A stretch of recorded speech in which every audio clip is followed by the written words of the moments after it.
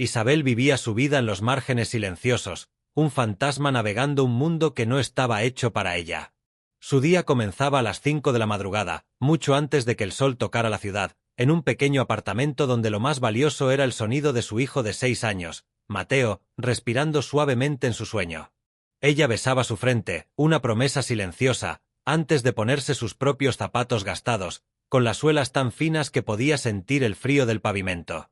Este trabajo, como mesera en El Espejo, lo era todo. Eran los zapatos nuevos de Mateo para la escuela, era el alquiler, que ya llevaba 3 días de retraso, era la frágil línea entre sobrevivir y hundirse. El Espejo era un templo de cristal y acero, un lugar donde la gente pagaba el salario de un mes de ella por una sola comida. Su nombre lo decía todo, reflejaba la riqueza de la ciudad sobre sí misma. La habilidad de Isabel aquí era la invisibilidad. Podía deslizarse entre las mesas, rellenar un vaso de agua sin interrumpir una conversación y anticipar una necesidad antes de que fuera expresada. Era una observadora profesional de una vida que nunca llevaría. Ese día, esa vida estaba encarnada por don Armando Torres. Estaba sentado en la mesa 1, el asiento de poder, dominando la escena con 2 hombres más jóvenes y de aspecto nervioso en traje. Don Armando no era solo rico, era un hombre que creía que su riqueza lo convertía en una especie diferente. Había construido un imperio tratando a las personas como activos o pasivos, y era famosamente intolerante con los segundos. Antes de que Isabel siquiera se acercara, él ya había devuelto una botella de vino de $300, alegando que la temperatura estaba mal por un solo grado, una actuación destinada a intimidar a sus invitados. No saboreó el vino, saboreó su propio poder. La sección de Isabel estaba abarrotada. Un grupo grande en la mesa 4 estaba celebrando, sus risas ruidosas y despreocupadas. Ella equilibró su bandeja, sosteniendo una pesada jarra de cristal con agua helada, y comenzó el delicado trayecto hacia la mesa de don Armando. Sucedió en una fracción de segundo. El hombre de la mesa 4, contando una anécdota con entusiasmo, echó los brazos hacia atrás. Su codo conectó con la base de la bandeja de Isabel. El tiempo se ralentizó. Isabel vio la jarra inclinarse, un perfecto arco plateado de agua saltando de su boca. Vio a don Armando levantar la vista, su anécdota interrumpida. El agua golpeó su pecho y sus zapatos con un sonido que pareció resonar en el repentino y agudo silencio. Por un momento, nadie se movió. El único sonido era el goteo, goteo, goteo del agua sobre el suelo de mármol. Don Armando bajó la mirada hacia sus empapados zapatos de cuero italiano de $1000. Miró el charco que se extendía a sus pies. Luego, muy lentamente, levantó los ojos hacia Isabel. Su rostro, momentos antes jovial y autoritario, se había transformado en una máscara de furia gélida. «Señor, fue un accidente», tartamudeó Isabel, su mano aún congelada en la bandeja. «El caballero de la mesa de al lado». «Silencio». Su voz no fue un grito, todavía no. Fue un siseo bajo y peligroso que cortó el aire del restaurante con más eficacia que cualquier grito. Todo el comedor estaba ahora observando. ¿Tiene idea de lo que cuesta esto? ¿La tiene? Por favor, déjeme traer una toalla, puedo limpiar. Don Armando soltó una risa, un sonido seco, como un ladrido, carente de humor. ¿Usted? ¿Limpiarlo? ¿Con qué? Usted no podría pagar ni el betún para estos zapatos. Se inclinó hacia ella, y el mundo se encogió a solo ellos dos. Bajó la voz, en una intimidad cruel. Gente como usted es un error. Son una carga. Consumen aire destinado a gente mejor. Isabel sintió como la sangre abandonaba su rostro. Pensó en Mateo. Pensó en el alquiler.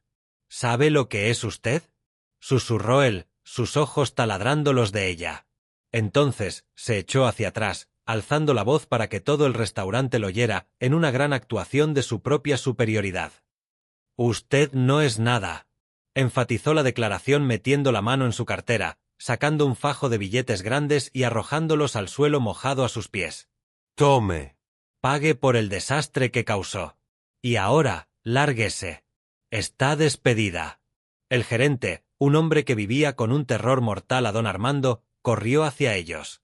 No preguntó qué había pasado. Simplemente agarró a Isabel del brazo, sus dedos clavándose en su piel. «Venga conmigo». Ahora. Recoja sus cosas. Isabel no miró el dinero. No miró a Don Armando. Solo miró fijamente un punto en la pared lejana mientras era arrastrada, como un trozo de basura, hacia la cocina. La caminata pareció durar 1 kilómetro. Podía sentir cada ojo en la sala sobre su espalda, un peso físico de vergüenza. Estaba en el pequeño vestuario del personal, sin ventanas, sus manos temblando tan violentamente que apenas podía desabrocharse el uniforme. La humillación era un malestar físico, un nudo ardiente en el estómago. No estaba llorando. Era más profundo que las lágrimas. Se sentía aniquilada. Le acababan de decir, delante del mundo, que no valía nada. Y la peor parte era que el mundo simplemente había sentido con la cabeza. Se puso su ropa de calle, agarró su bolso delgado y abrió la puerta del pasillo de servicio. Todo lo que quería era estar en casa, abrazar a Mateo, sentirse real de nuevo. Fue entonces cuando escuchó el nuevo sonido proveniente del comedor.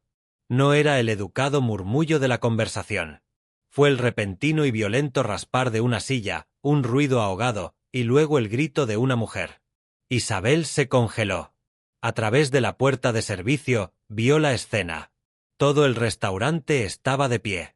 Don Armando ya no estaba en su mesa. Estaba de pie, inclinado, su rostro de un grotesco y creciente tono morado. Se llevaba las manos al cuello, arañándolo. Se había estado riendo de su propio triunfo, había dado un enorme bocado a su costoso filete, y éste se le había alojado, perfectamente, en la tráquea. «Se está ahogando», chilló una de sus invitadas. «Hagan algo». El gerente corrió y comenzó a golpear la espalda de don Armando con toda la incompetencia del pánico puro.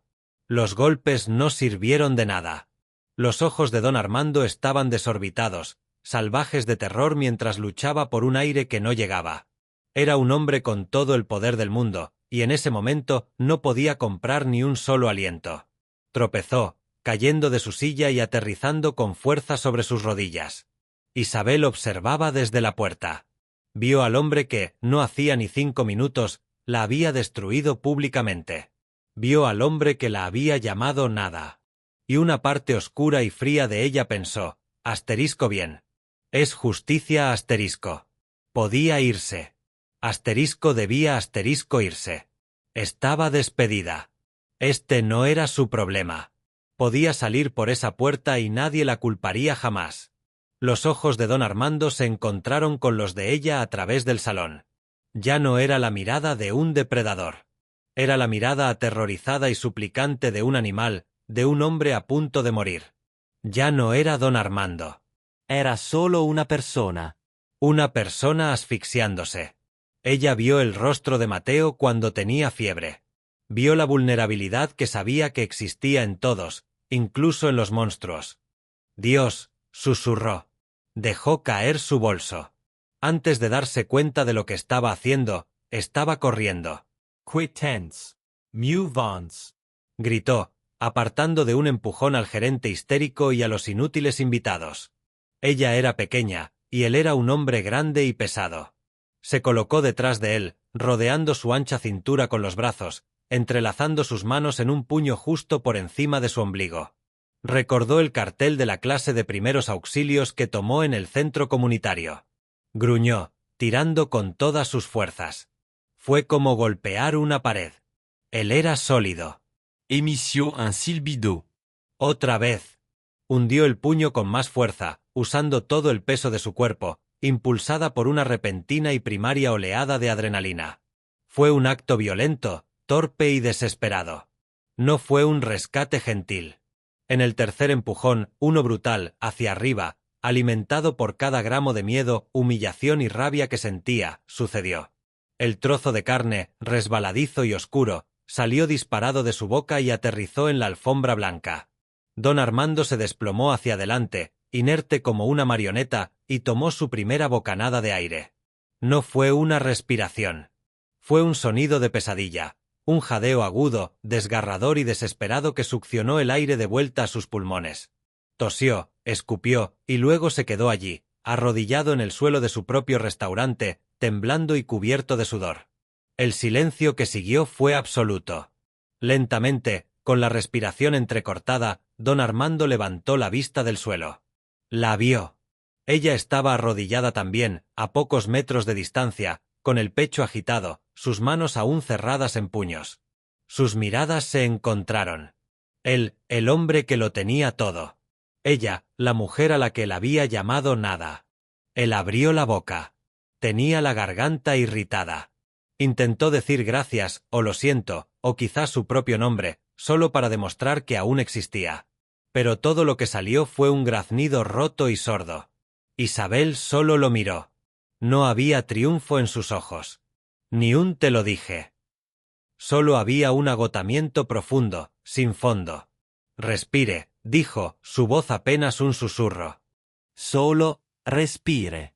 Entonces ella se levantó. No miró a sus invitados.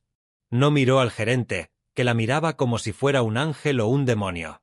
Caminó de regreso a la puerta, recogió su bolso y, sin una sola mirada atrás, salió por la puerta de servicio hacia la luz mortecina de la tarde. Caminó las 42 manzanas hasta casa. No tenía dinero para el autobús, pero no le importó. Se sentía ligera. Se sentía poderosa.